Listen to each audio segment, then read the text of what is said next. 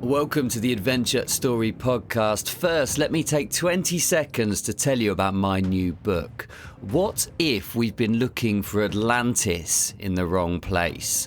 When an archaeologist dies protecting an impossible secret, her final message sends Eden Black racing into the Sahara to find an ancient crystal encoded with the knowledge of a lost civilization. It's the power that once turned a paradise into a wasteland. From high-speed chases through Marrakesh to an underground chamber older than recorded history, Eden must face a rogue scientist determined to use the crystal to reshape the world. Last time it awakened, the Sahara was born. This time, it could end everything. The Sahara Event is the 7th in my Eden Black archaeological thriller series. Search for the Sahara Event by me, Luke Richardson, wherever you get your adventures. Right, let's get on with the episode.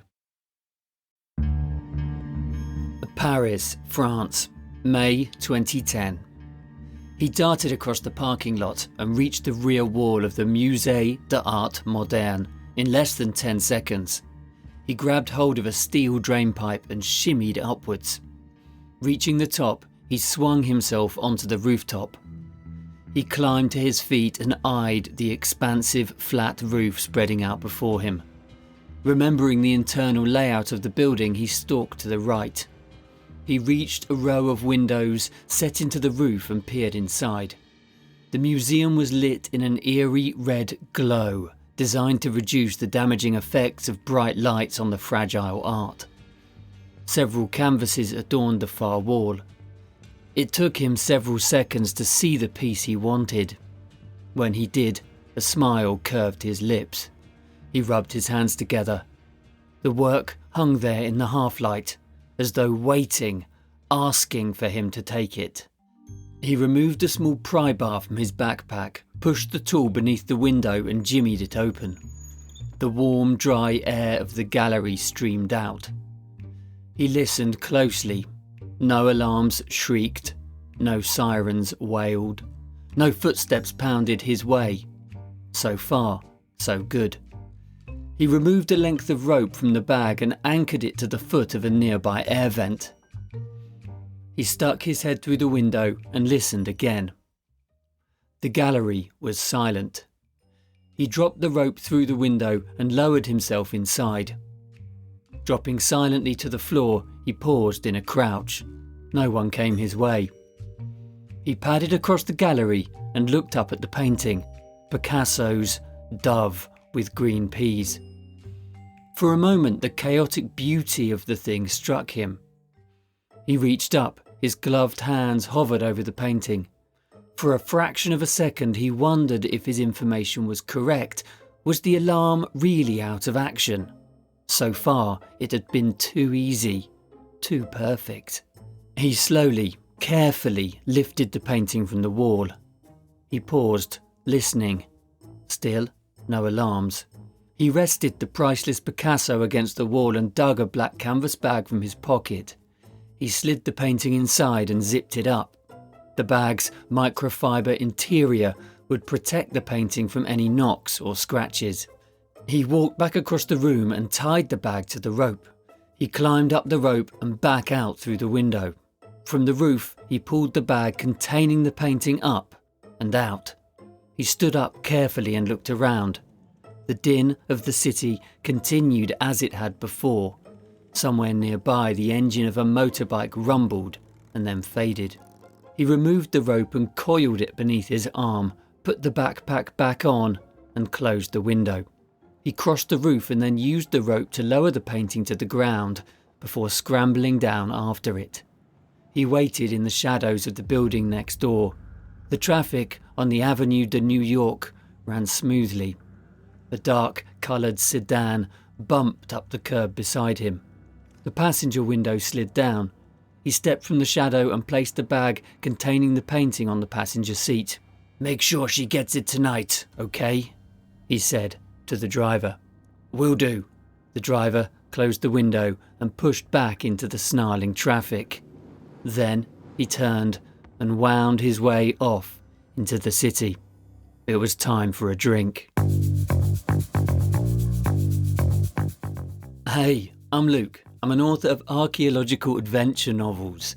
I travel the world looking for stories to put into my books and share with you right here on the Adventure Story Podcast. Meet Vjéran Tomic, a man of shadows and rooftops, of ancient walls and unspoken codes. If you haven't heard of him before, you're not alone, as that's the way he likes it. Born in Paris in the 1970s, there was something about young Tomic that didn't quite fit the mould.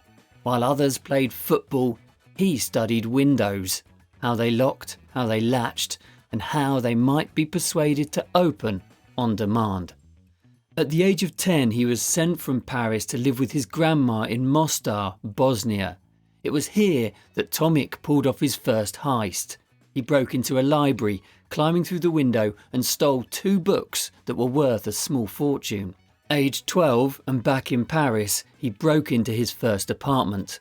At 15, he was already known to the local police, although they could never quite catch him red-handed. Soon enough, he was sneaking around the city in the dead of night, breaking into wealthy homes to steal their valuables and flogging the jewellery at the market afterwards. According to one legend, he even stole gold buttons from the Egyptian royal family. He continued refining his skills, and in 2000, using a crowbar with ropes to sneak into an apartment with the occupants still asleep inside, he stole artworks said to be worth more than €1 million. As his fame in the underworld grew, Tomic soon had a list of clients placing orders for certain prized items. One of these clients was Jean-Michel Corvez, a gallery owner, who mentioned to Tomic that he'd love to own a Ligar. By chance, Tomic had been eyeing one up at the Musée Moderne and thought he could get in by unscrewing a window. And so, the idea for the great Paris art heist was born. Tomic spent 6 nights dabbing a window frame with paint stripper, exposing the screws, taking them out, and then replacing them with fake ones. In the early hours of May 20th, 2010, he was ready. He removed the window with suction pads and bolt cutters, cut the lock on the grate, and then dodged the motion sensors. Once inside, he took the Ligar painting, still life with candlesticks, by removing it from its frame. He then looked around and saw Picasso's Pastoral, Modigliani's Woman with a Fan, Pigeon with the Peas by Picasso, and Olive Tree near l'Estaque by Braque, and he took them all. But here is where we get a peek into Tomic's heart and soul. He almost took Modigliani's Woman with Blue Eyes, but the painting spoke to him, warning him off. Years later, Tomic said, "When I went to get it off the wall, it told me, if you take me, you will regret it for the rest of your life." This poses the question, despite his life of crime, does the heart of an artist beat inside Tomic? And the paintings he stole? Well, they've never been seen again. With a combined value of over $100 million, surely they can't have just vanished into thin air. If you believe the scriptwriters of the James Bond movie Spectre, they have been bought by Bond's arch-enemy, Ernest Stavro Blofeld. The Pigeon with Peas by Picasso can be seen hanging on the wall of Bond's room in Blofeld's Moroccan lair. Although, of course, Blofeld is a fictional character, the idea that a reclusive billionaire might have added these paintings to his private collection is not actually that far-fetched. Consider the case of American hedge fund billionaire Michael Steinhardt, who was ordered to surrender his collection of looted antiques and artifacts worth over $70 million. The grand jury investigation into him uncovered a sprawling network of underworld contacts, including antiques traffickers, crime bosses, money launderers, and tomb raiders. Surely there's a movie waiting to be made there. But you don't have to be a billionaire collector of stolen artworks either. Cornelius Gurlitt hoarded more than 1,500 works of art for more than half a century in an ordinary-looking house in Salzburg and his flat in Munich. Paintings by Picasso, Renoir, Monet and Cézanne, amongst many others, were found stacked high in mould-ridden rooms in his flat and house. In fact, the problem of stolen artworks is so significant, there's even a database called the Lost Art Register to help track down these plundered masterworks. As for Picasso's dove with green peas, perhaps we'll never know. By the way, today's episode is inspired by a novella I wrote with Ernest Dempsey. It's called The Paris Heist and is available right now at lukerichardsonauthor.com/Paris. A missing Picasso, a master thief, and a thrilling race against time. In Paris, a priceless Picasso vanishes, and notorious thief Bernard Moreau becomes a legend. Now he's free, back in the game, but he's not alone. Eden Black, sharp and anti-corruption, hunts for the truth amid deceit. Adriana Vere, a solitary strategist, is forced into an uneasy alliance. Together, they navigate a maze of deceit and deception. As they close in on Moreau and a corrupt inspector seeks revenge, the chase turns deadly. It's a race through Paris's shadowed streets and a battle of wits against time. lukerichardsonauthor.com/Paris to read that today. This is the Adventure Story Podcast. Thank you so much for hanging out today. It's great to spend some time with you. If you've enjoyed the show, please subscribe, please like, and please share. It'll take you just seconds, but really helps me spread the word. If you have a story you'd like me to explore, let me know in the comments or via email, hello@lukerichardsonauthor.com. And if you need more adventure in your life, and let's be honest, who doesn't, you might like to join the Adventure Society. This weekly newsletter is your ticket to travel with me, share real-world adventures, and find out when a new story or season of the podcast drops.